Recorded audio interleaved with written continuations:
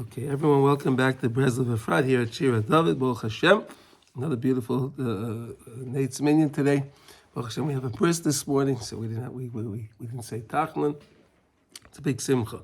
We have to remember it's a simcha because we didn't say Tachlin, right? So we have to feel the simcha of the bris, right? Unbelievable. We have to feel that because otherwise... But I didn't know there was a bris. I did Tachlin anyway. Oh, you did Tachlin? Okay, fine. No, it's like... It's all good. It's all good. Don't worry. It's all good. No one told me. No, a lot of shuls have a minute when there's a bris in the shul. There's a simcha in the avira in the air of the so you don't say the tachna. Okay, so today we're learning. Today we're going to be doing. We're continuing the Sefer Sefira and Lachem, and today is Hayom Shish of Esrim Yom Shem Shlosh Shvuos v'Chamisha Yom Homer. Again, to remind all of our listeners, if you didn't count during the day, you can count that way right now. And then you'll be able to, if you did that before Shkia today, wherever you live, and then you'll be able to continue counting with the bracha. So today is a very special day. It's the midah of Hod Shebenetzach. Hod's a very, very special. He's giving Hodah to HaKadosh Baruch Hu, thanking HaKadosh Baruch Hu, right? Next week we're going to speak Lag B'Omer Mitz Hashem. Rabbi Shimon is Hod Sheba Hod, right? That's Rabbi Shimon's Hod Sheba Hod, right? Okay, so today let's see what Rav says today. So he says, amazing. If a person is successful on overpowering, let's put it like that way, overpowering his Yetzer Hara, all right, and he's able to fulfill, he's able to watch over what HaKadosh Baruch Hu wants him to do in whatever aspect this is. It doesn't matter. Whatever, again, like we said, that we're all in this world for a certain tafkid, right? We all have our own challenges. We know what the Yetzer Hara is challenging us by. Everyone, Yodeya Inish Ben Nafshay, each one knows themselves what they're dealing with, right? And then when you feel that, wow, I was able to overpower whatever that case is, right? When you feel that. It's a very nice feeling, right? It's a special feeling. So what are you supposed to do? Hey Bikia Mitzvah Saseh, where if a person was able to actually fulfill a Mitzvah Saseh, right? A positive commandment, he's having trouble, right? A lot of people today, someone called me up, I don't know, it's so hard for me to put on my tefillin, I don't know, he finds it so hard to do. I said, because again, you have to understand, there's so much light, there's so much beauty in the tefillin, so the Yetzer Hara is fighting you have to understand. But let's say a person like that actually, you know what, he gets up in the morning, he says, I'm going to do this, and he puts on those tefillin. That's amazing, right? Again, everyone is on their own level, and again, HaKadosh Baruch Hu judges each person on their level, not on someone else's level. We have to always remember that, right? In other words, the Rebbe is never going to ask you why weren't you Rav Chaim Oizer, or why weren't you the Chavetz Chaim, or why weren't you Rabbi Nachman. It's not going to ask you. He asks each and every person, why did you accomplish what you were supposed to accomplish? And it's such an important thing to remember, right?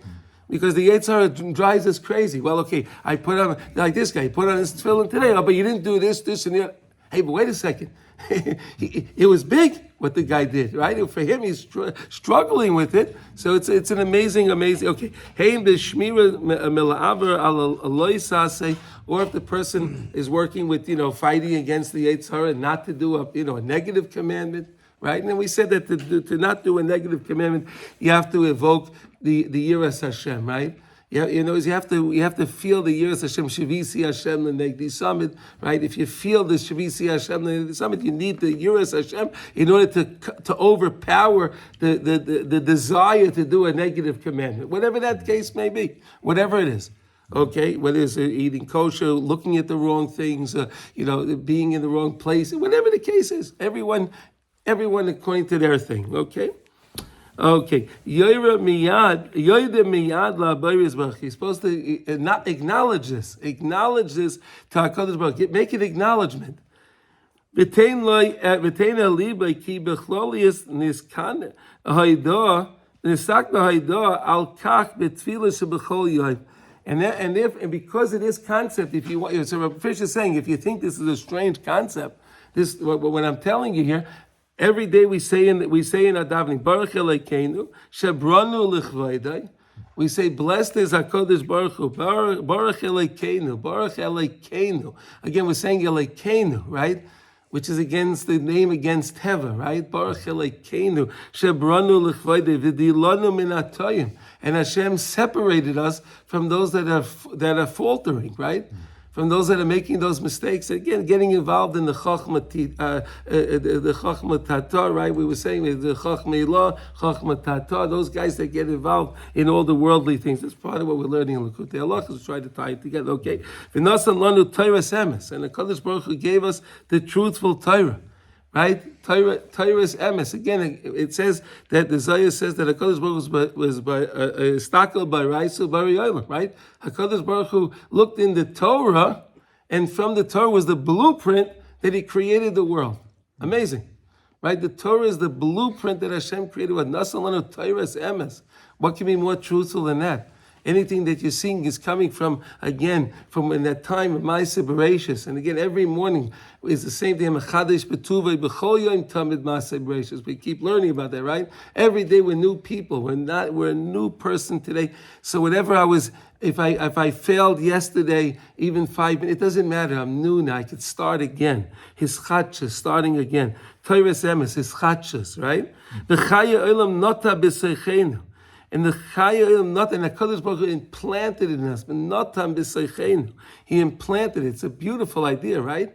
It's stuck. It's in us. We just have to work on conjuring up the courage in order to benefit by it. It's there. It's there. V'nimsa mashlam es nitzchonoi al yitzroi al yedei haidasei lahabari yisbarach. So therefore, the person can now fulfill being successful on his overpowering of the Yetzer Hara through his Haidah to HaKadosh Baruch Hu, thanking Hashem, through thanking Hashem. In other words, you recognize, wow, Hashem, stop for a second, right? Like the guy, we'll use this guy again, he called me yesterday with the tefillin. So he put on his tefillin. So stop for a second now. Say, wow, Hashem, thank you. Thank you, HaKadosh Baruch Hu. Thank you, I was able to do this. Unbelievable, right? To thank this, acknowledge that I just had a victory over the Yetzer Hara. Acknowledge it. And how do you want to say something, Eli, please? The Chai Olam Nata B'Sochenu has 17 letters. It's Tov. Tov. Yeah. That's we also have 17 days after Lag Bomer, right? Right? Yeah, 17 days after Lag Bomer till Shavuos is 17 days also. Yeah, very good, Eli. Yeah, very good. Okay, all right. So now let's go to the next. We're going to go to Beis. Let's learn one more. Let's go to the next page. Okay, Eli, you have the next page. We're going to switch to the next page. Gam kishu zoicha lahasmid b'shirov u'b'ma'asev toivim.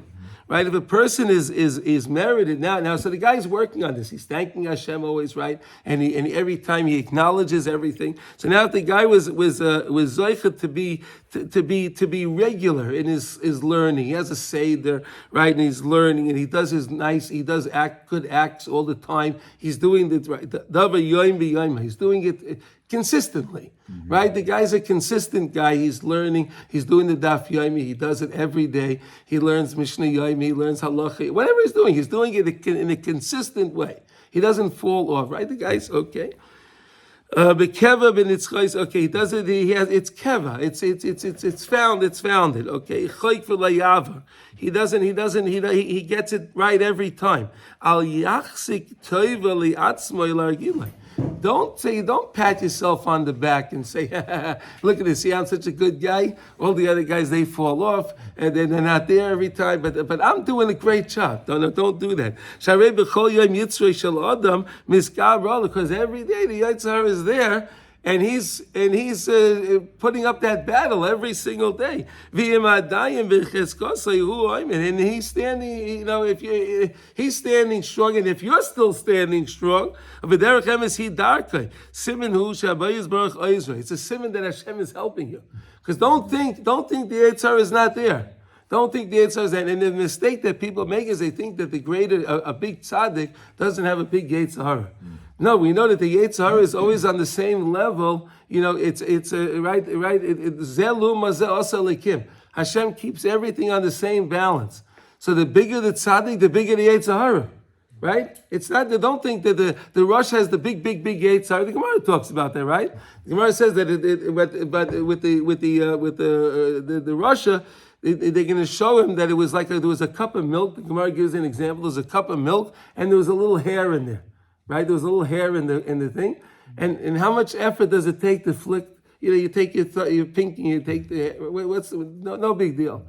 Right? And he'll say, wow, I thought the Yitzhar was so big. And they'll show him that's what, and then the Tzaddik, they'll show him was a big mountain. It was a big mountain. He had a big mountain to overpower every time, right? So the Yitzhar, okay. So the guy, so again, if we understand this, that HaKadosh Baruch Hu is Oizer, he's helping us. V'im loy kain, mein hakoyach lahagiloi la'amai kineged iskabrusa yachadasha shel Yitzhar. And where am I going to get the koyach every day when he comes and the Yitzhar is trying to overpower me today and every single day? Where am I going to get that power? But Hashem is there, he's helping me. And thank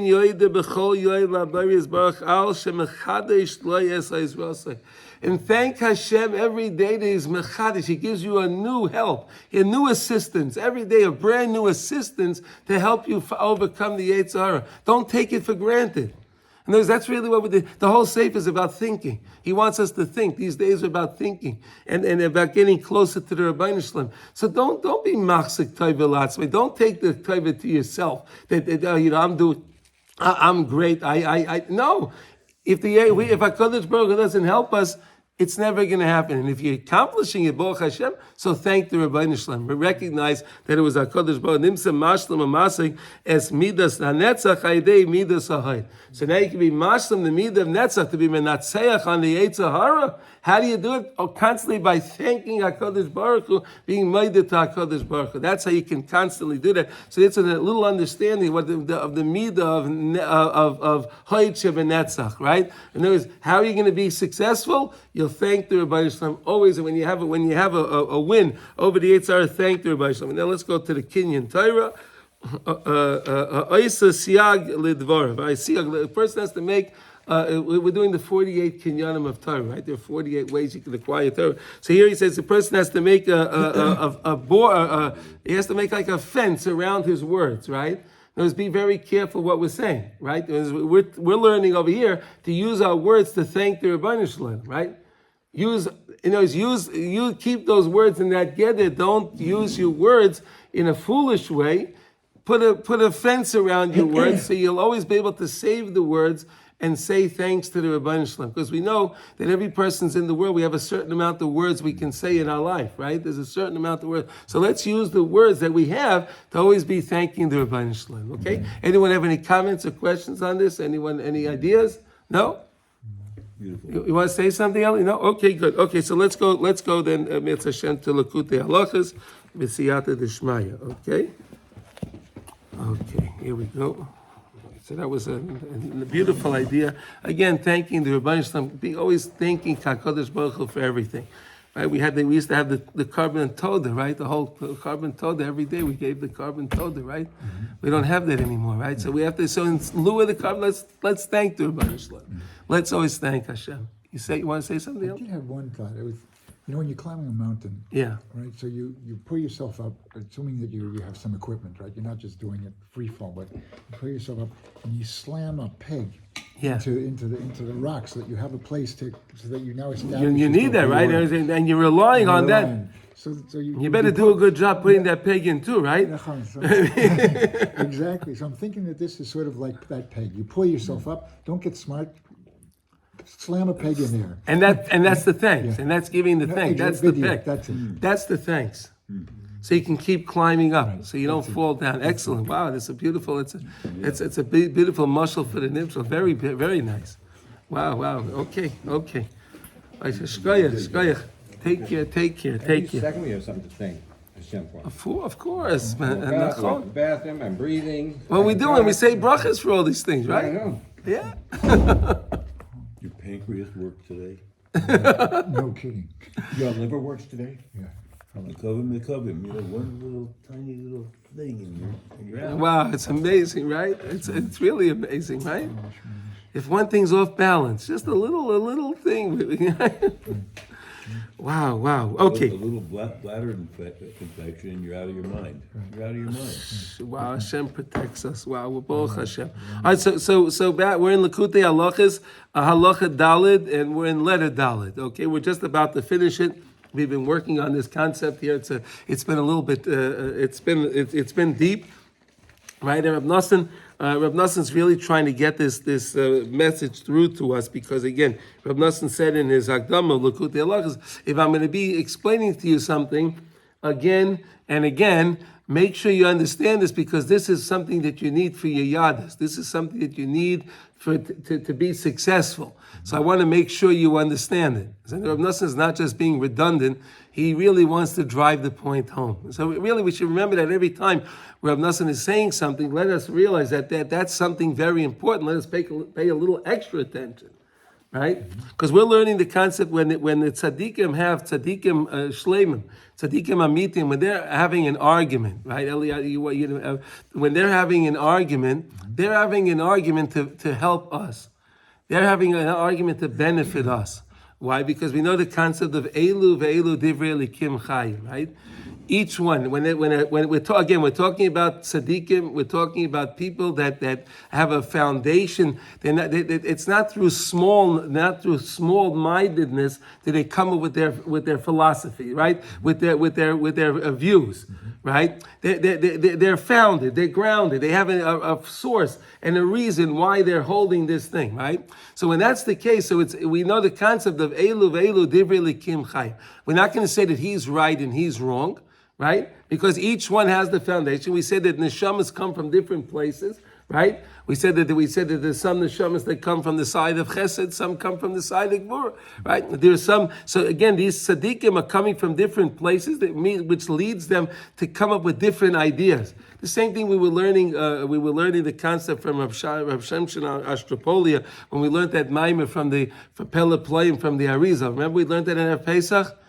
Right, so we saw the difference of Rabbi Akiva or this, and we saw there's some difference, and we saw there was mamish so much so their names equal those gematrias, right? So much so, you understand? And it was their name equaled that same gematria what they were holding, right? So we're talking about tzaddikim. Tanoim, right? We're talking about people that we're not just coming with this. I think this.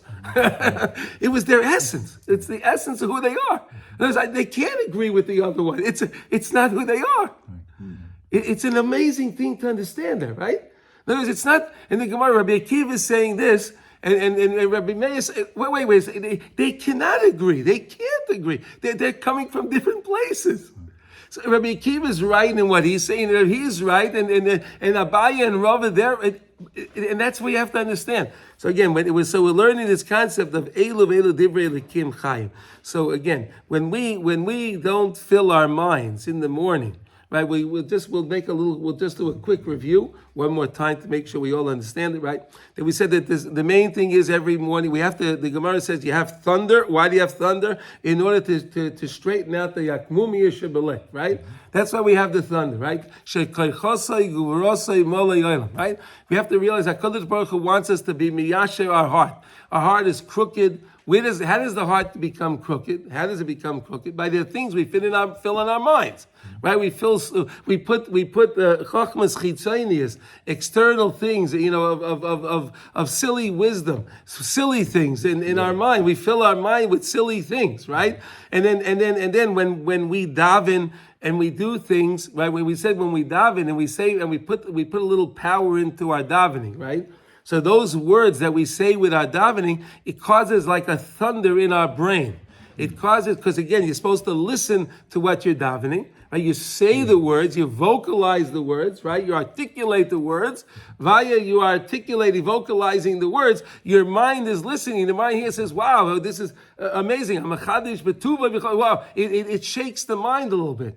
And it causes like a thunder in the mind, and then the mind sends down droplets, tipot of rain. So it's the same idea. The idea, that's why Rav Nosson connected the idea from the thunder. When it thunders and light, so then we get rain. So too in our minds, when we fill our minds, when we do something that causes the mind to be startled a little bit, it sends down a message to the heart. It sends a message. Now the question is, what's it sending to the heart? What are we sending? Depending on what we filled in our minds, right? So if you filled your mind with a little more tehillim, and you filled your mind with a little more halacha, and with a little more hisbaidus, right? You're speaking takos, but what? That's givaldi, because now all that stuff is filled in your mind, and that's going to all trickle down into the heart, and those beautiful words, we said the livnuness of the heart, of the mind, the whiteness, all of that white's going to go into the heart, it's going to trickle into the heart, right? It'll drip into the heart, and then it'll be miyasha the heart, right? But we said, if a person doesn't understand this concept and the person's heart is not right, so HaKadosh Baruch Hu will send him an idea that he'll hear a machlokes between tzaddikim. He'll hear a machlokes. He'll say, wait a second, if he hears a machlokes between tzaddikim, it's going to push him away, because then he's thinking in a small-minded way, right? And if he's thinking in a small-minded way, now he hears this machlokes, he's going to say, I don't know, this is too complicated. I'll just walk away. I can't deal with this, right? That's what normally people would do, right? But really, we know that we said that really the derech is rachakus is really the derech is karvus, right? If we understand the concept of elu divrei likim chayim, that each one of these tzaddikim, you hear this machlokes, and they're only arguing in order for you to understand this concept of elu divrei likim chayim. This is all Torah. This is all Torah. This is going to straighten out your mind. So in other words, if they're not saying the words in order to startle their heart, so now they'll hear words of Ra between the tzaddikim, and that's going to cause their brain to start to send things down. You understand? It'll send the brain, it'll start. If they're not doing it, so then they'll hear something that sends it down.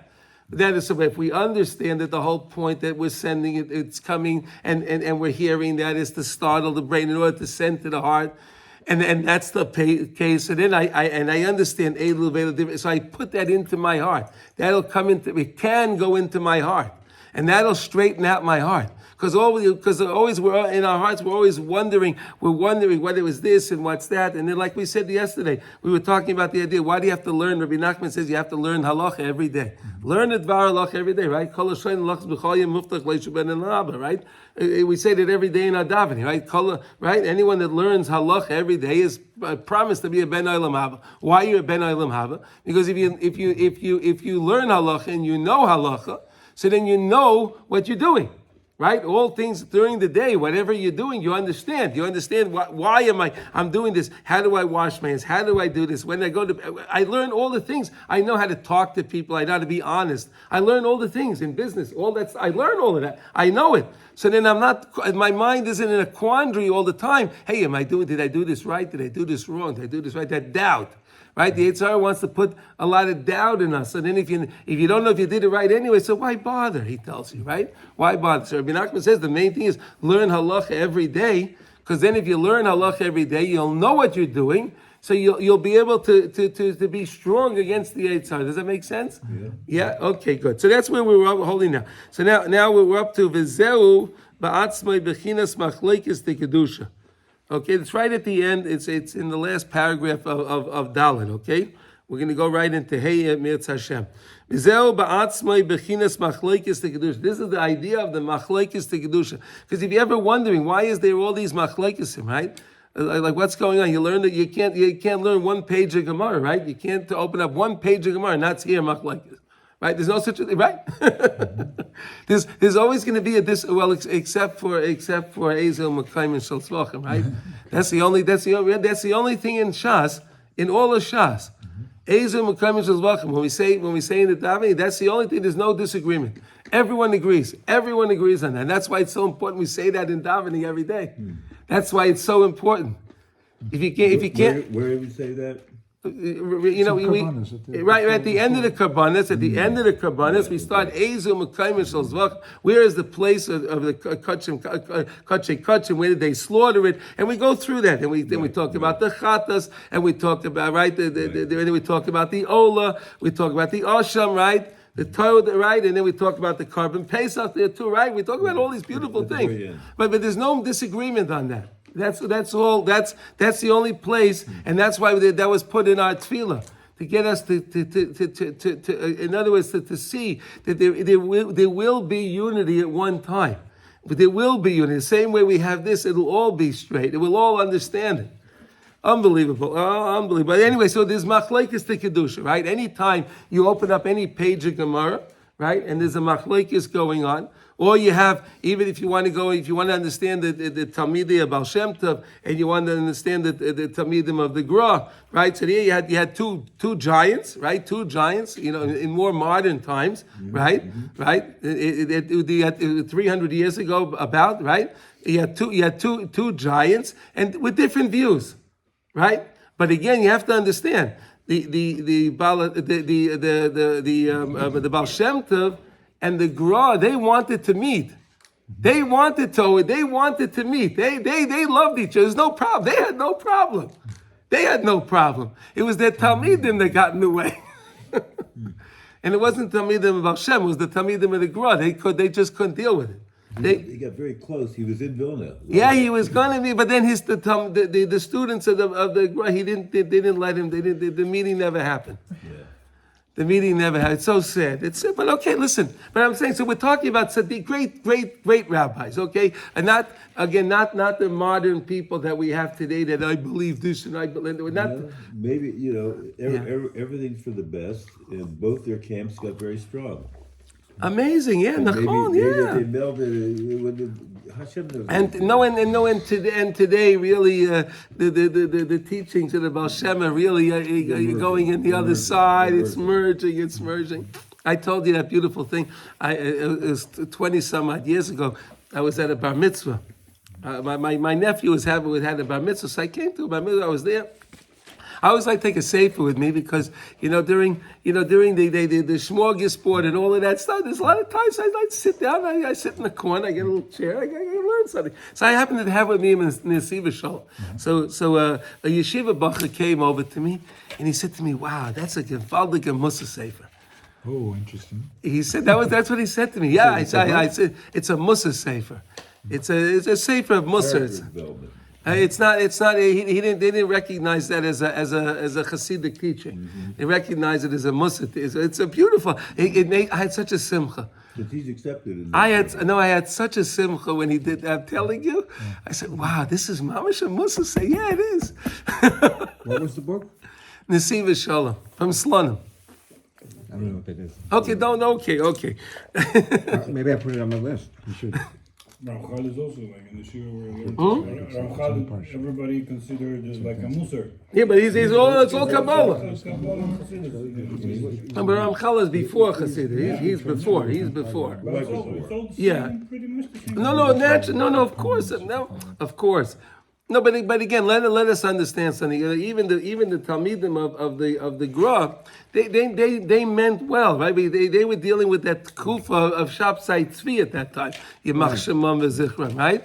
They were dealing with that, and they didn't know, and they were just scared. They were just scared of it, and that's all it was. Again, but they all had good intentions. There's no question. There's no questions that the students of the Gra they had good intentions, but they weren't trying to be mean. They had again. They believed what they were doing. They didn't do it to be malicious. You understand? And that's the main thing. So we're talking about this idea of the machlokes to kedusha. So I gave you an example, right? And then we gave the other day the other example, Eli, of Rav Shach and the Lubavitcher Rebbe, right? They were at all, right? Okay. All right. Anyway, there's a lot of So yesh ben tzadikim amitiyim shebe'emes lamita aidei zeh hadas taika, through this knowledge specifically of what of that the idea that the chasodim and the gevuros, that this idea of chesed and gevurah is separated. In other words, you have to understand that the source of neshamas come from someplace else. And again, we don't understand this stuff. We don't. It's not. But what we do understand is when we see this, we can understand there's something much greater than I can comprehend.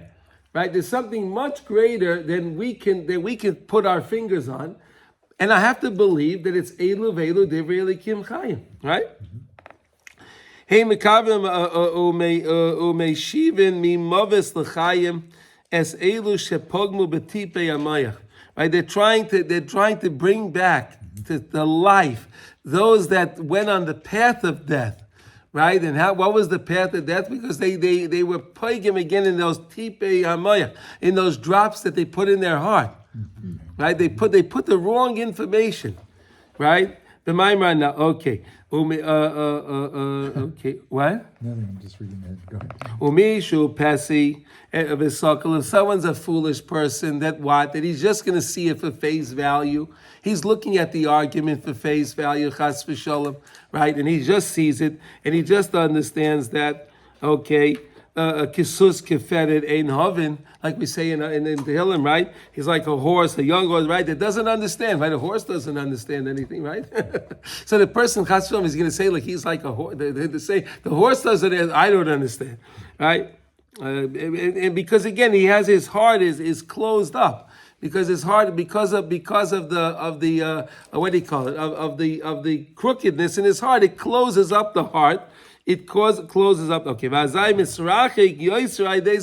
wait a second now. He's going to hear this machlekes. Is going to push him further away. He's distant, but now he hears this and he's gonna get totally distant. Wait, these are great rabbis and they can't get along and they're fighting. So how am I getting? Right? In other words, that's how it could seem. But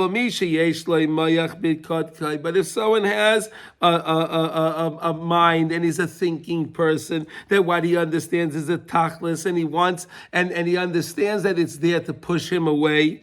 He hears with this teichachas chayim. He hears the rebuke. He hears rebuke. Why am I hearing this? Why am I hearing this? I'm only hearing this because I must have done something wrong. Must be something wrong with me. Again, owning it. Like we said the other day, owning it. Like Yehuda, right? Yehuda owned it. He said, he was the first guy that said, I'm wrong. It's my fault. It's not her fault. It's my fault. He was the first one that ever did that. Yehuda was, and I believe that's why we're called Yehudim. That's why we're called, because we have to understand it also. We have to say, I made a mistake.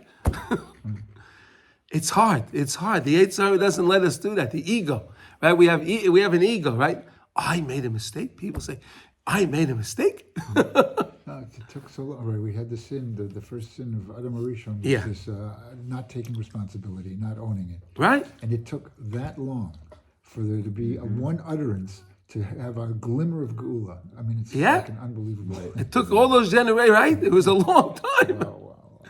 But Yehuda was the first one that said they were going to burn Tamar, right? No, stop! It's my fault. He was modern. No, but again, he was very well respected, right? He was very well respected, and he still was able to overcome and say, it's not her, it's me. Wow, we have to think about that a little bit, right? What he did. And it was his daughter-in-law, so it was really very embarrassing. But again, he's thinking tachlis of nitzchi. Right. He wasn't thinking about this moment, this little thing that's happening over here. He's thinking about us. He's thinking about us, and he's thinking about his neshama for nitzchias, right?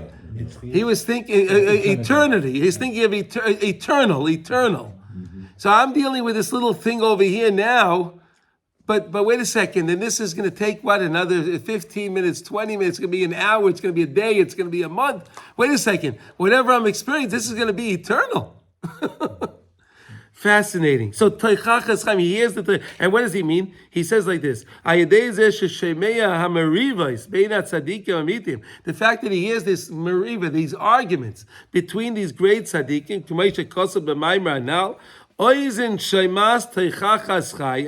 your ears will hear, right? The eyes and the ear hears the rebuke of life, right? I don't know a better word to teichacha, the rebuke of life. B'kerev hachachamim tolin. When the chachamim are arguing, I have to take to heart. Why are they arguing? To fix my mind. That's my teichacha. They're rebuking me. Amazing idea that these two rabbis are arguing, and that's a rebuke for me. Right, Sasha, the other day we were talking about that, right? Right, Sasha was saying that you hear these rabbis, you don't know what to do. You don't which side do I take? What do I do? Right? We really hear that today among our leaders, big leaders, among Gedolim. They seem to be more in sync than they were in these days. That's the only part you see. Baruch Hashem, you see, Rab David, see, this is what we're learning. See, because you're working on your mind and what you feel in your mind, you're not listening. You don't have to hear these things that are really going on. You're only hearing things that are nice and miyash. Everything is organized. It's fine. You don't have to hear that. You understand? You see the difference? But someone that has a pegam in their mayach, so then Hashem will make them be tuned into this thing. They'll hear it. You see what? It's fascinating. But this is the very point that we're learning. This is the very point where you just mentioned now. This is the very, very point. Okay, then he says now, he sees I'm distant. He recognizes he's distant from Hashem. Right? Because now I was so distant that's why I had to hear this argument. So if you're not hearing the argument, that's a good thing. That's a good thing. That's a beautiful thing. Again, you're only hearing this is plan B. Plan A is you don't have to hear the argument. You're filling your mind with good things. Good things are going in the heart. The heart's straightened out. Everything is good. You don't have to hear it. But if the mind is all polluted and it's sending the stuff and it's making the heart more crooked, more convoluted, right? So then that person will have to hear it in order to straighten it out. The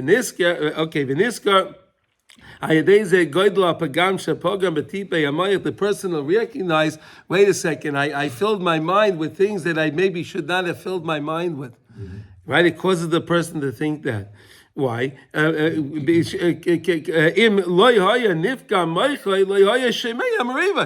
if he didn't fill his mind with all of that stuff, he wouldn't have to hear the mariva. He wouldn't have to hear the argument. You don't have to hear it. You don't have to be involved in that. Unbelievable. And people think heart disease is a medical thing. Yeah. We're talking about the spiritual heart, right? Yeah.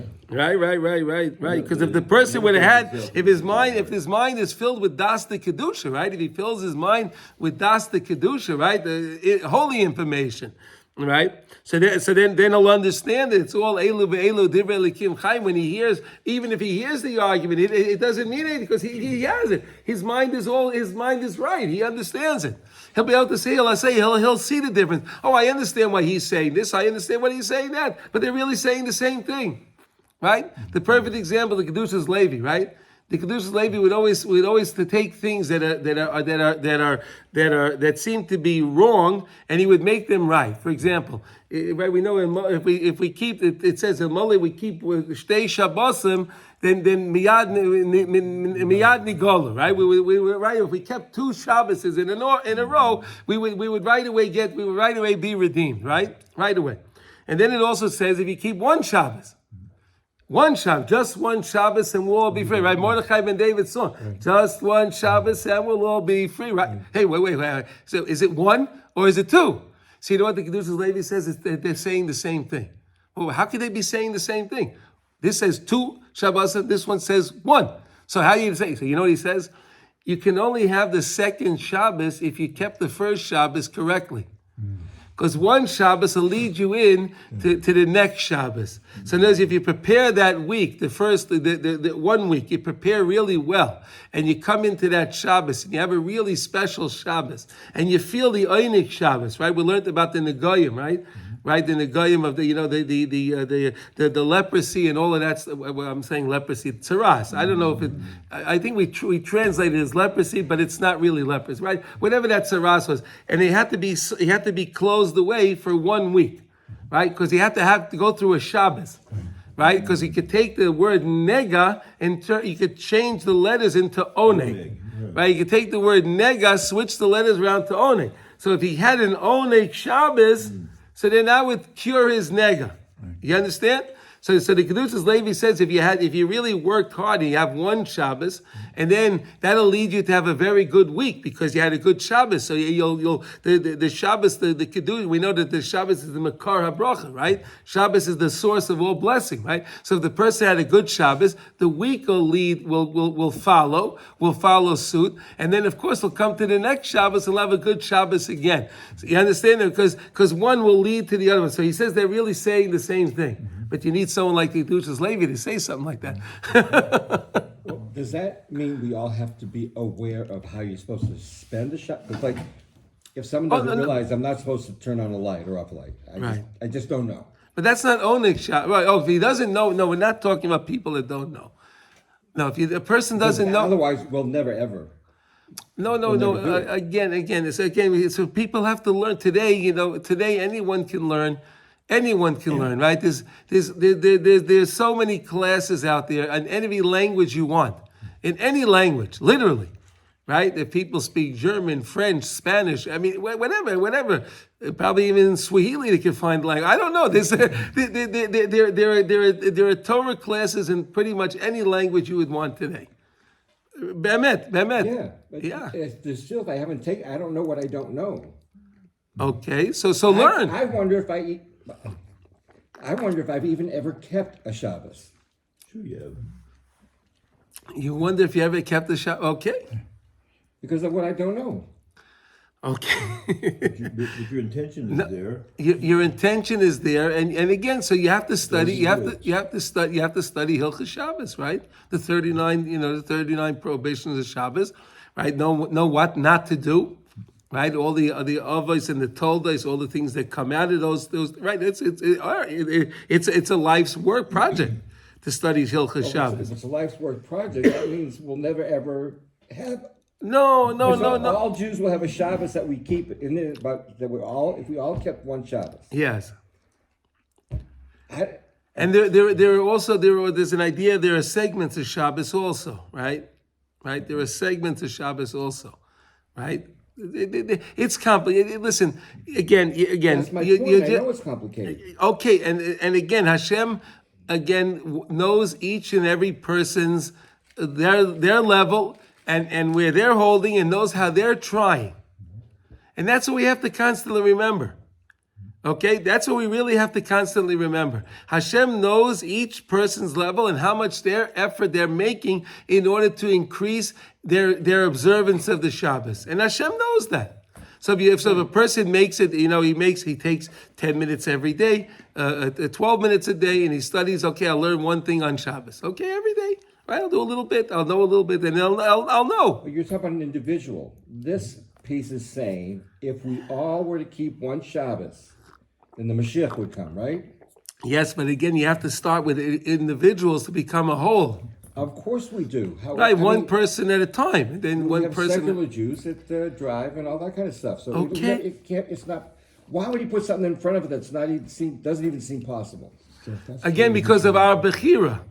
Because we see all the bechiras are free choice, free will. Right. Bechira chavshis, right? Hashem wants there must be in the world free choice. Right, so then when you see that there's another guy, he's driving his car on Shabbos, so you say, well, maybe that's the right way to do it. No, but I'm going to choose not to drive my car. You understand? There's a possibility, right? There's a possibility. I see there is a possibility to drive my car on Shabbos. That possibility exists, but I choose not to do that. Right? I choose not to. I'll walk up that big hill instead of drive up the hill, right? Or whatever the case is, right? I mean, Ellie, you want to say something? Please, Ellie. A couple of things. One is please. There's goals and there's aspirational goals, right? There's something you can look at something and it can frustrate you, and you can say, I'll never get there, or we'll never get there, and that's one way of looking at it. Or you can say there's a possibility, and there's two ways to look at mitzvahs. You can look at somebody, would look at mitzvahs and say, you've got 613 mitzvahs. There's no way you're going to achieve them all. Therefore, you're doomed to failure. That's one way of looking at mitzvahs. Another way of looking at mitzvahs is, I have 613 opportunities. I have 613 ways in. Right? And if I even grab onto one, that's a way to step on the ladder and move forward. No, and furthermore, we also learned, Ellie, that if you do one mitzvah, one mitzvah is really included in all the other mitzvahs. Correct, and I connect, and I also connect Exactly. with the Israel, and I connect, and that's the way you want to look at this. That's Because the way if you you look look at it the first way, you'll feel crushed, and that's not the point. It's really not. Rabbi Nassan also said that, there's two guys, I gave you that example, say it again, that, he says it in his Hakdam on Likutey Halachos. There are two people that look at Shas, right? They go to the bookcase, and they see all these books there, right? So one guy looks and he goes, oh my gosh, there's so many books here. There's no way I'm going to ever do that, right? There's so many laws of Shabbos. There's no way I could do this. There's so many laws. There's no way I can do it, right? And he says there's another guy that walks into the room and he sees the book. He says, okay, so tell me, which is the first book? Right. Oh, they say, first book is Brachas. And where does it begin? Oh, it starts on page base. Oh, really? Okay, so he takes out the book and he does page base, right? He's on the first page, right? He's on the first page, right? Right. He's learning he's learning about Shema, right? When you make the Shema, right? Okay. And then when he finishes the first page, he turns to page Gimel. He goes to page 3. And then he goes to page 4, and he doesn't see, he only has page 2 in front of him. That's it. He's not paying attention to the other 3,000 pages. I'm working now on page 2. That's it. Right. Rabbi Akiva started at age 40, and his example was that dripping on a stone. And he saw there's one drop, but over time, it made a hole in the stone. And he said if it can make if water can make a hole in the stone, so how can it be that Torah is compared to water? So and then my heart is flesh. So how can it be that the Torah won't penetrate my heart? Unbelievable. He was 40 years old. He didn't know the aleph base. 40 years old. He didn't know what an aleph was. 40 years old. we have no idea what Well, potential what I do, I look at all the books on my shelf and I think, I'm going to live to 120 because I'm not going to finish till then. Okay, good. Okay, good. Okay, good. Okay, good. Good. And further. But again, when you study the book, to open the book, I'm on this page and study that page. And study that page. There was a. I love doing that when I have my Seder in Likutey Halachos. I just go out, do my page when I do the I try to keep that in mind. That again, I can't have everything all together at once. It's not possible. Yeah, there are great people that can do it. I can't do that, but there are great people that could do that. Right? Rav Chaim Kanievsky is that's all right. I mean, he was able to. He was reading this page, and he could tell you all the references of all the other pages. Whereas I can't do that. Okay, but there are people that can do that. Right? I was saying about that, you can still, if you want, the slower I go, the further I get. Fine. Yeah. Okay. No, I'll tell you another thing. I was in Uman maybe like 15 or 18 years ago. I don't remember what it was. They sell Svarim there, right? So a sefer that's near and dear to me is Likutey Halachos, right? I love that sefer, right? The book of advice, right? Right? Okay. So I saw that when they put out the Likutey Halachos and they put the Mar Mekaymis in. They put all the Mar Mekaymis in. So they put all the sources of where the statements came from, right? All the sources they put in the sources. I was so thrilled. I loved that. So I came back and I saw Rav Chaim and I said, "Look what I just got." I said, "Look at this. I have all of my." He says, "Oh, I did that when I was 14 years old."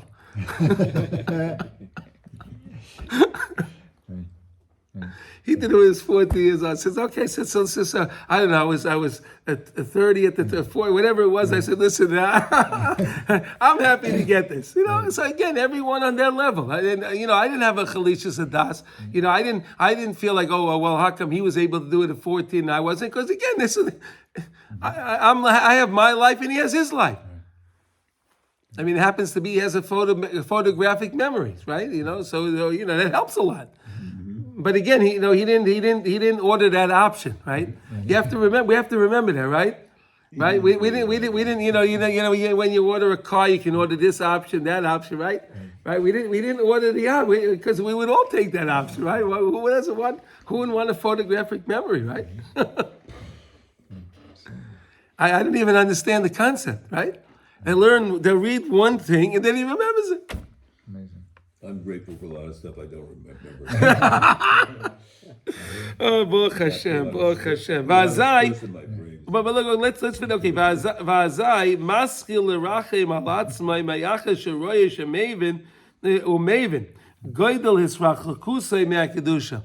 So again, the person realizes, wow, I really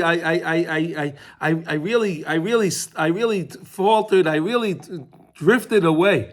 I really drifted away from my tachlis in life. He hears that argument going on, and it helps him remember, hey, wait a second, how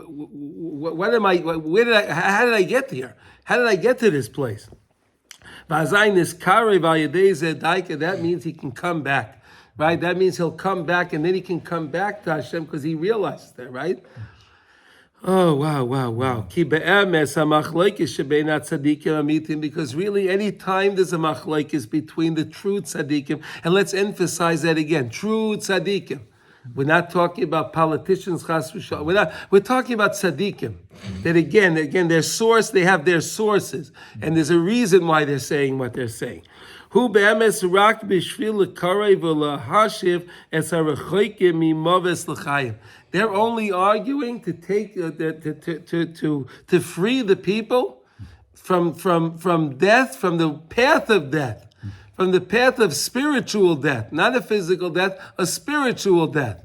Which a spiritual death actually is a physical death, right? Because again, if the person isn't spiritually balanced, so then he's not going to. His life won't be balanced. The physicality won't be balanced. That's what as Chazal teach us. Ve'ena mariva ela b'shvilecha. The whole mariva is only because of you. B'shvilecha. I don't mean you. I mean against the person that heard it. Let's put it like that. I'm not saying you to anybody, okay? I'm saying, right, that's what the Rebbe is saying here, okay? B'shvilcha, it's because of the person that heard that. That's the only reason, because that person was in it. That's why he had to hear those words. He heard those words. He was made aware of that situation, right? In order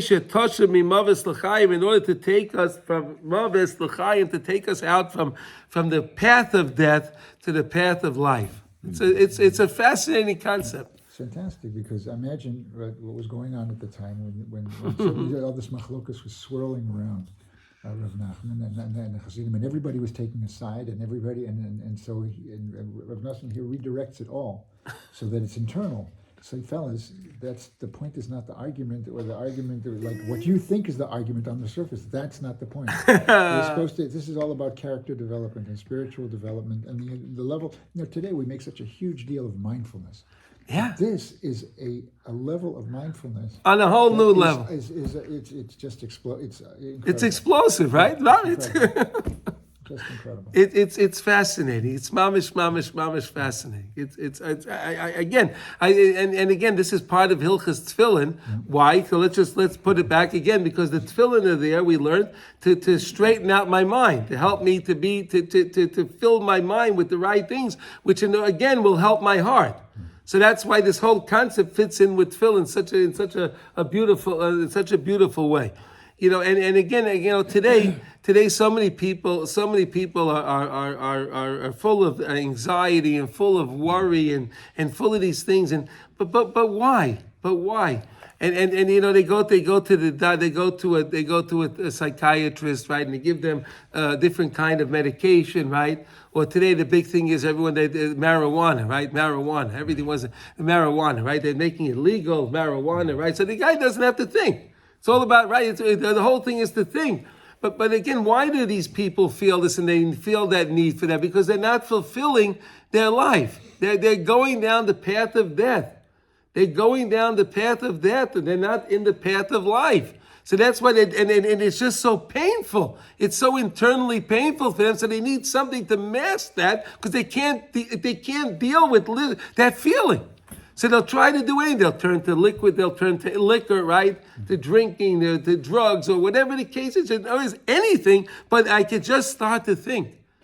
And like you said earlier, this is why the Rebbe is trying to focus here. You just realize what's going on around you. There's a reason why everything HaKadosh Baruch Hu is setting up everything perfectly for everybody. right? What they need to hear, right? This person doesn't hear it. He's not privy to it, right? He's on a trip. This guy, there's a machlokes going on. He had to take a trip. He didn't have to be involved in it because his mind is all straight. The other guys had to be there. This other guy traveled in to have to be there because, why? Because he had to hear it. He had to hear that thing, right?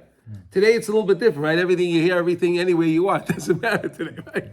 It's true. There's a lot of noise. A lot of noise. Well, only if you allow the noise. Only if you allow the noise, right? You don't have to let it in, but there's a lot of noise. There's a lot of noise. Yeah. Well, one of the things that I stopped doing was in the morning, I don't touch the phone. I don't turn it on or anything, because again, otherwise you just get all the messages. Especially I have the messages that are coming from New York. By them, it's it's happy hour over there, right? So then these messages start coming. I don't want to deal with that.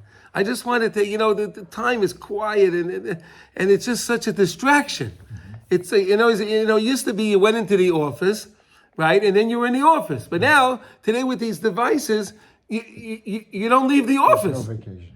You don't leave the office. It doesn't leave you. Right. That's correct. Well, either way, whatever. You yeah. could leave it. You could just turn it off. Right. You could just turn it off. It's an amazing thing. I feel it's so empowering to be able to do that. It absolutely is. It's so empowering. I'm telling you, we could all do that. Okay, we have a few more minutes. Can we stay a few more minutes? Yes. Okay, so let's start. Hey, what? You can go for another half hour. And there's no davening in there today. So. Oh, okay. Right, you can go to noon. Okay, all right, okay, we'll see. Okay. So now the Rebbe is going to say now that so we have to understand so that the crookedness in the heart is the tikkun, right? There's a tikkun for it. There's a way to fix it. It can be fixed. So now the Rebbe says, and again, Rav Nosson is just gonna tweak it a little differently in Hay. Right, but then when we get to halacha, hey, he's going to go to a different topic. But this is he's going to go through this again because he really wants us to understand this concept, and it's a very earth shattering concept. And again, Rav Nosson always wants to make sure we get it. Okay, he says now, so vazai.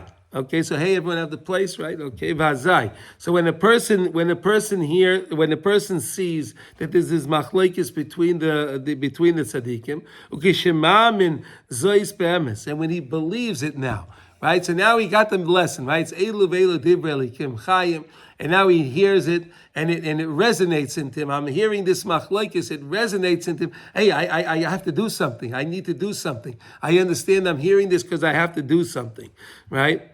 Right? He understands, the guy understands this whole argument. They're only arguing here because they're trying to help me. They're trying to help me over here. That's why they're arguing. Amazing how the tzaddikim really take on, on the surface, they'll take on that idea of arguing between themselves to make the public look that they're arguing, but really they're doing it to help people. It's mind blowing. It's mind blowing. The whole concept is such a mind blowing concept. I mean, one of the things when I made my trip just now, we were in Krakow, right? So one of the things I like to do is like to go to the kever of Yossel the miser, right? From Shlomo Kalbach, he has the story, the Yossel the miser, right? Right, Yossel the miser, right? You know the story, right? Yeah. I mean, here you had a person, right, that lived his entire life. You have to think for a second. He lived his entire life thinking that he is the miser of misers. He is the cruelest person.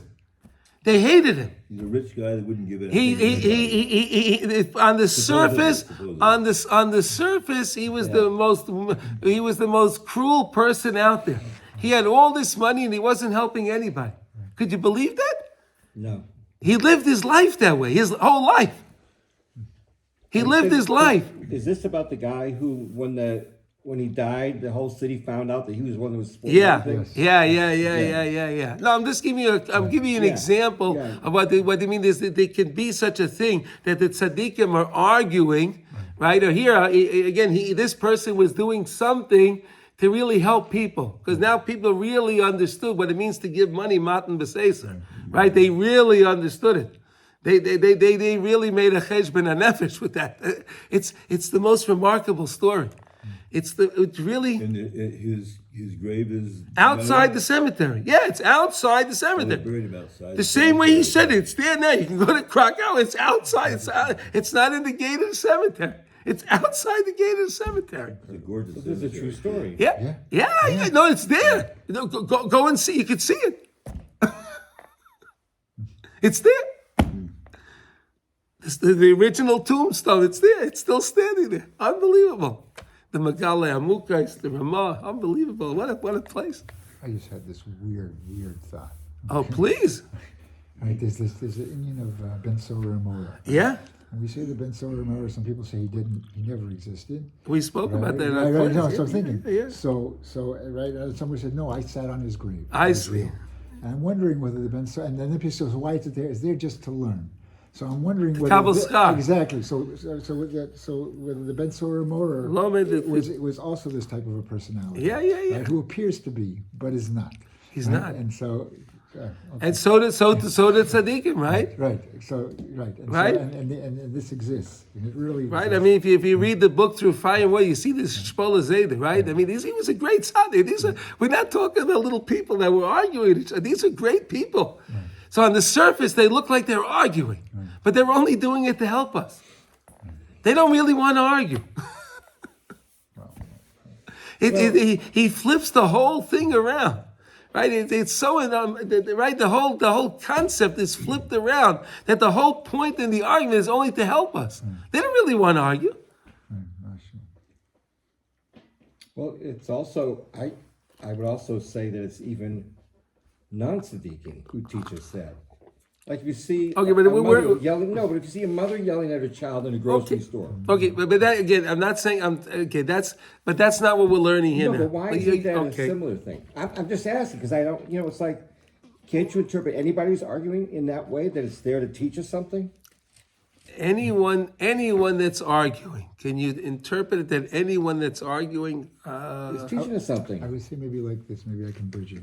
Yeah, okay. Right? When we saw before, like whenever somebody treats me badly, or I witness something that's really, it doesn't take away from the reality of the situation. Right? There's situations that are difficult situations, but everything I see is a message for me. Yeah. I should take a message. There's a Hashem in this thing too. Of course. So maybe that's the bridge. No, but again, that's right. But again, here we're focusing on this lesson here between the tzaddikim when they're arguing. That's a different lesson. In other words, if I heard an argument, maybe I have to be careful about what I say to other people. Hashem is showing me this because maybe this is something that I'm doing also. All right, but that's not the same lesson. You're right. This is a different lesson here. You're right, because I think that's what the Fire and Water book is all about. Actually, it's a different lesson. So again, I'm not saying there's a lesson to learn from every life experience, right? From every life experience, you could take something, of course, and we should, right? Right? That's what the Pirkei Avos says, right? Who's the wise man that learns from everybody? You can learn from anybody.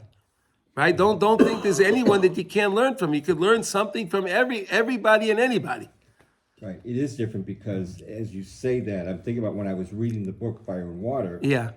It really annoyed me that they were being so mean To each other, right? But again, when you see when you're in the supermarket, and you see the mother yelling at the kid because the kid's throwing a tantrum, whatever it is. So then that's a different experience. That's a different experience. I don't know if you could really equate the two. No, you can't. No, I can see how you can't now because I just finished the book and the whole thing. So okay, and now you have to read it one more time, I think, right? yeah. Okay, really read it 101 times. Huh? That'll take me to 121. Okay, all right, okay. Okay. Ve'ena mariva ella. Okay, ella b'shvilai. Okay, that's what it says. Bechinas tikkun hamayach. That's the way to fix the pagam of the maya, the mind. Right? The guy has a blemish in his mind. He doesn't really have a blemish in his mind. He has a blemish in the information he filled his mind with. Right? And that causes the thunder. Remember we said if the guy's not davening the way he's supposed to himself, right? He's one of the guys that is sitting there and scanning the words. He's not saying the words. He's not causing with his own words that thunder. So Hashem wants this to happen. Hashem wants him to be fixed. So he'll set these tzaddikim up that they'll argue that maybe it'll cause a thunder in his mind. It'll shake his mind a little bit. Well, what's going on over here? It'll shake his mind. Right? Now, vazai nafsha ma'yedei zeh hakmumi yeshebelei. Right? Nifsha, he can straighten out. Nifsha, he can straighten out the crookedness in his heart, and that's what the whole point is. In order to fill the mind with this idea of elu ve'elu divrei elikim chayim. They're arguing, and this is not something that I have to get involved with, but I'm only hearing this because I have to repair something in my mind. There's something that I filled my mind with that I have to delete. I have to get rid of it. And I have to fill my mind. How do you delete it? You fill your mind with good things. You fill your mind with good things. Because again, we said you can only think of one thing at a time. The mind only can process one thing at a time. No one can think of two things at one time. You can only think of one thing at one time. Right? And if you're thinking about this thing, right? And then, okay. And that's one of the things that we said about even the microprocessors, right? The computers, right? They're very powerful, but if you want your computer to do two tasks, you'll have to have a dual processor, right? Three tasks, and you'll need a quad, right? And so on and so forth, right? Tri-processor, quad processor. They make all that. Why do they do that? To teach you, because if you want to run different applications at once, you'll need different processors, right? So how can one person say that in his mind, I could think of multiple things at one time? Rav Nosson says that really you're not. You're only thinking about one thing at a time. You're switching. Right. You keep switching back and forth, but you're only thinking about one thing at a time. That's all we can do, okay? Ki kol hakmumi shebelev ubefrat mi shepoigim chas v'sholem b'tipei hamayach. So all that kmumius in the lave, all that crookedness in the heart, and specifically the one that blemished via what he filled his mind with, that he sent the information down to the heart to make it more crooked. Vazai nifka moichai vazai nisakem liboy bekama mine yakmumius. Right, the mind, the heart now became cretched and it became crooked. It's unbelievable. I'll have to have a triple bypass here, right? A spiritual bypass, right? Spiritual bypass. Okay, beli shir v'erech. It's so messed up. The heart is so swooshed in. It's so twisted. It's it's unbelievable. Shenis akeim v'niftal libay bekama mine pitulim v'akmumiyas. Right? All the different types of things that he's filling the heart with. You can almost think about it, right? You can almost feel it, right? The heart gets all twisted up because it's all that information, and then the person, and that's where the anxiety comes from, right? It all comes from the heart. People feel the anxiety. It's all coming from the heart. Unbelievable. V'chinas libi secharcha. Look at the words of Tehillim. David HaMelech says, what does secharcha mean? That he has so many. It's so mixed up because it has so many questions. The bulbulim. The heart is so full of information that's damaging to it. That's damaging. Ein bechinas machlekes to sitra acher. If it's the machlekes of the sitra acher, oh wow. Right, and that's because the sitrach is only there in order to bring the person away from kedusha. Right, that's what the whole point of the sitrach is. Bechinas cholak libam, as he's quoting here, cholak libam. The heart is divided. The Navi Hosea says, right, the heart is divided. It's divided. It's separated from Hakadosh Baruch Hu. It's divided. In other words, the heart. What does it mean? The heart's divided. In other words, the heart is here, and HaKadosh Baruch Hu is here. It's not connected with Hashem. It's not one with Hashem. Alienated. What? Alienated. Oh, very good word. Because the whole sitra acher is to bring machlekes in. Like we said, the sitra acher wants to make arguments. Arguments. That's it. Just argue with everybody. I have to be right. What is an argument? An argument is I'm right. I want to bring my point across. And you're wrong, I'm going to prove to you that you're wrong. That's what an argument is, right? But if I understand that this person has his view and I have my view, what do I have to argue with him for? What do I care what he thinks? I just have to know what I have to think. Why do we spend time arguing with people? What are you going to? You're going to really change someone's? We can barely change ourselves. We're going to try to change somebody else. Unbelievable, right? It's wow. Okay. V'zeh machlekes shel sitra acher. This machlekes sitra acher bechinas akmumi yishabelei. That's also an idea of the akmumi yishabelei, right? And there's all this stuff that we let that wrongful information in the mind that we send down. That means we're putting the sitra acher, the other side, the impurity in the heart. We're poisoning the heart. Unbelievable how much we're poisoning it. It showrishes with so many different ways. It manifests itself. It manifests itself in so many different fashions and ways. Unbelievable, right? Bechinas machlekes shebikdusha, and it also comes the machlekes shebikdusha. No, there's so much machlekes in the heart. And the person, so HaKadosh Baruch Hu has mercy on this person, that chesed on the person. He sends this machlekes to come the person's way. So then he hears this machlekes, but wait a second, you say it's going to push me away. Yeah, but if you don't learn the lesson, it's going to push the person away. But if you understand really what's going on and what the purpose is, why am I hearing this? It's really to help me to be miyasher, to be mefashit my heart, to straighten out my heart. Oh, then it can be very, very beneficial. Okay. We understand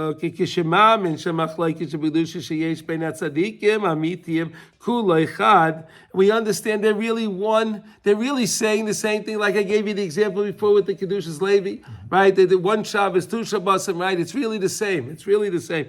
Because they're both saying that both these and those of the are words of the living God. Nimtak. And then that can take away, can nullify. It can nullify and disconnect. You can disconnect yourself. Nimtak, right? You could mamish pull yourself away from all of that smallness, all those small arguments, and all that. You can mamish. You don't have to be involved in it. You can get pulled away. Because the shorish is really the machlekes, and therefore when you hear the teichachas, when you hear that rebuke between the tzaddikim, that's what is mikol mine yakmumi yeshabelei. It can mamish fix the heart from all the crookedness. It can mamish bring the heart to be more, to be straighter and in the way it's supposed to be. Really, they want to try to push me away. And again, Rav Nosson wants us to really understand this. He's not being redundant. He really wants us to understand this concept because it's such a deep concept. So he's going to tell it to us again and again. All right? For who maven, but now the person understands. He heard the lesson. He understands that why am I hearing this? I'm only hearing this for my own benefit. He understands, wow, I was involved in all these smallness, and I thought that my arguments that I was having with my family, with my wife, with my children, whatever it is, I thought all of those things are so important. But then I see really, wow, look at these tzaddikim, these big tzaddikim, they're arguing. That's a real argument. That's something important. That's something important. What am I arguing? I'm buying stupid things. You vote for this guy, vote for that guy. This, take a vaccine, no vaccine. This, all the stupid things, people, right? Unbelievable. V'shav b'tshuva shleim, and that's the whole point, that we come back to tshuva. Hashem wants us all to come back to do tshuva. That's all Hashem wants from us. He wants us to all return. Umerachem al atzmain, the person has compassion on himself, and he realizes, wait a second, I'm going down the wrong path. I'm going down the path of doom. Why do I have to keep going down the path of doom? Because I have such a crookedness in my heart. The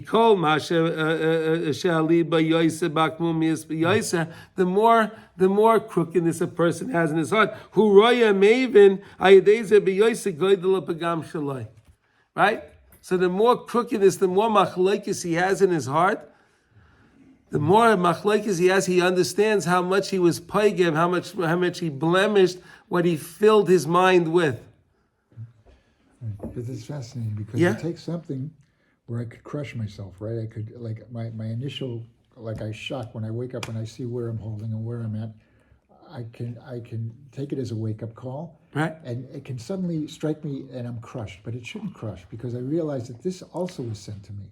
This was also It's a sent to present. me, and it's a present To wake me up. and it's to bring me back. Yeah. And I would never get as close as I'm getting if it wasn't for that very thing. That's right. And so there's always a flip and a flip and a flip, and I just have to move it to a positive direction to realize what it's here. All this stuff that I'm going through, it's for my own benefit, and I really have to feel it and understand it. It has to get from here to here.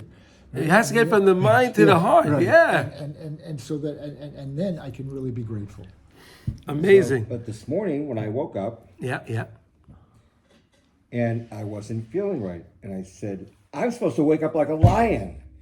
This is not a lion, and it's the exact same thing. And it's You're a like, cub. but the Sitra was trying to say, oh, see, you can't get up now and feel good. Yeah, okay. That means you're doing a good job. Yeah. Notice that means you're doing a good job. You could pat yourself on your back and thank Hashem. Yeah. Right? That we learned before, right? And thank Hashem. You're learning now how to be in touch with these things. Yeah. When you deal with them, you know how to. It's the Yetzer Hara is always trying. He'll try again and again.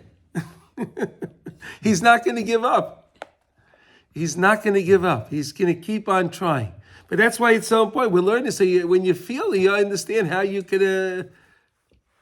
It's just the most obvious thing in the world, right? God says He gave you the Yetzer Hara and He gave you the Tavlin. Yeah, Torah Tavlin. Right? The Torah is the Barasi Tavlin. Yetzer Hara, Barasi Torah Tavlin. But this is I created the Torah, but I made I gave you the Torah as the antidote for the problem. This is mamash an antidote. It's a durable antidote. Why?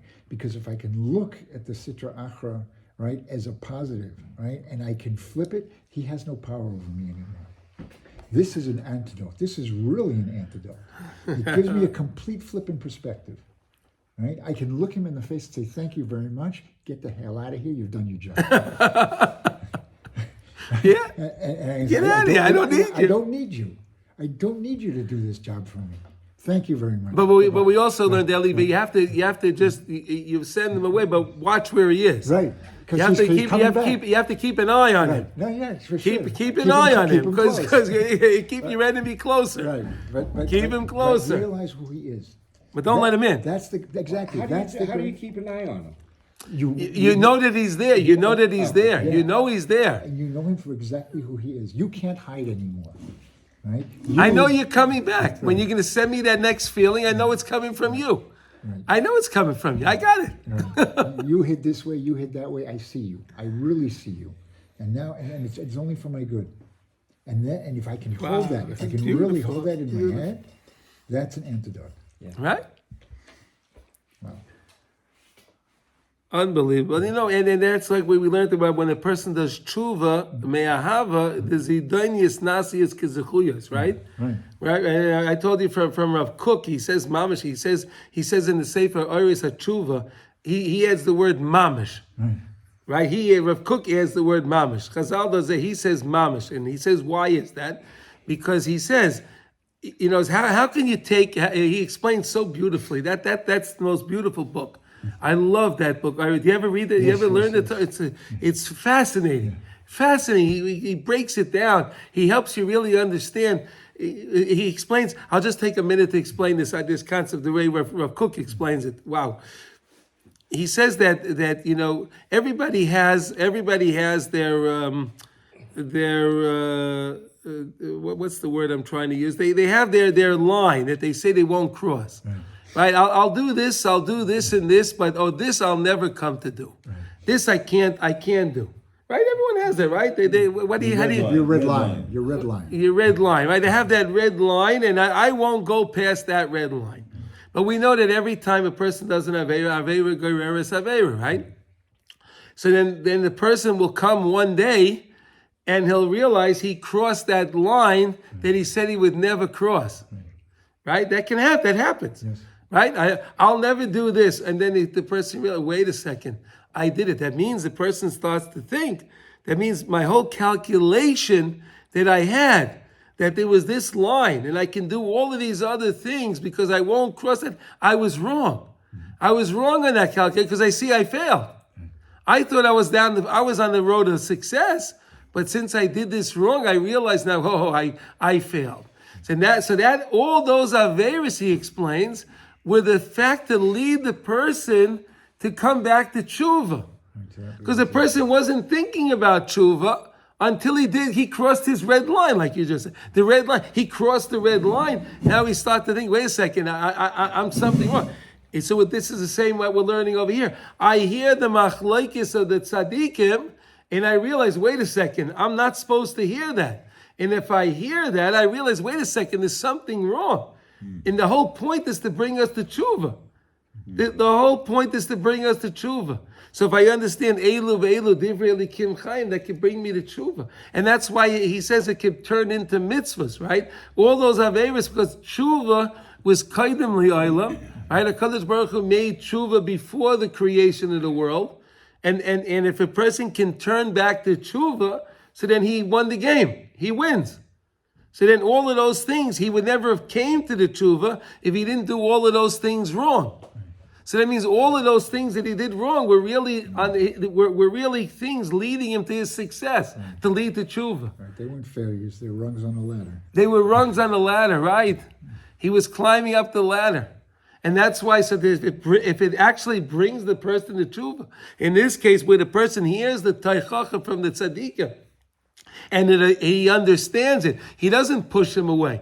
Another guy can say, listen, I crossed my red line, right? Hey, finished. I'm done. Okay, so you know what? The heck with it. He throws in the towel, and I can do anything I want now. I thought I would never do this, and now I'm free.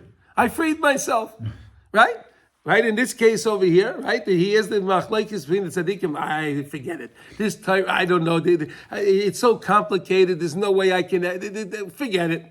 But we're learning. Wait a second. The only reason why you're hearing this is because you need to fix something. Wow, and then they're only arguing not because they want to argue. They're only arguing to help you.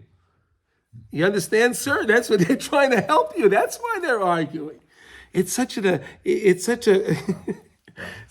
awesome concept. It's fascinating. What if he gets a hold of you on something that it just feels so hard to let go of? Like, there's something I don't want to do.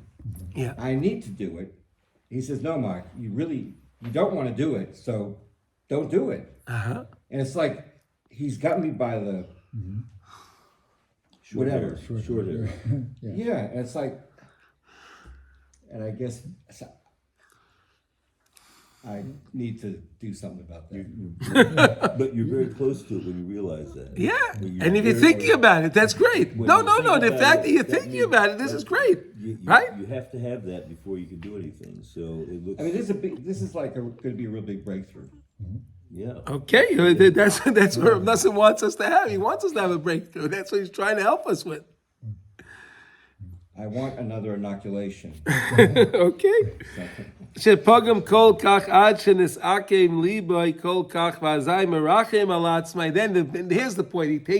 He has mercy on himself, and he says, "Wow, Hashem, I realize you did this for me. You send me this message. It's only really to help me. That's why you did this." V'nis karev ayadei zed daikel Hashem Yisbarach, and he comes back to the Kadosh Baruch Hu.